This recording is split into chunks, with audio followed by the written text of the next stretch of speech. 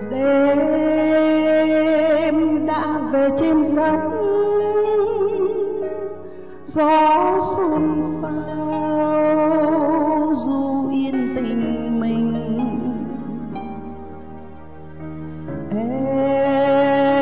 Em có về bên đó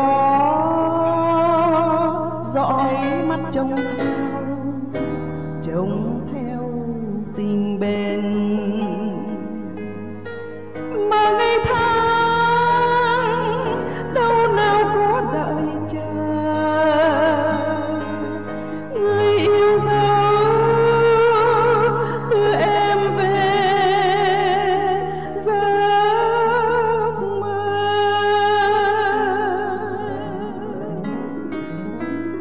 Đưa em về bên giấc mơ là đưa anh vào cõi mong chờ. Tóc rất buồn như lá mưa, buồn hương hoa tình rồi có như mơ. Em mắt cười như ánh sao, bờ môi hồng từ bao lời nói đi em câu mong chờ, giấu đi nỗi ơ thờ.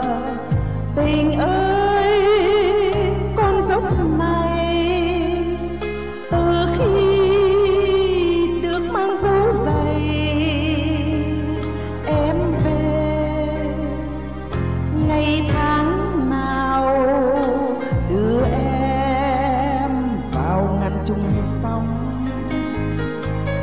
Hạnh phúc nào từ khi quen lối đưa em về quê. Người yêu dấu đã xa thật xa, đẹp như giấc mơ.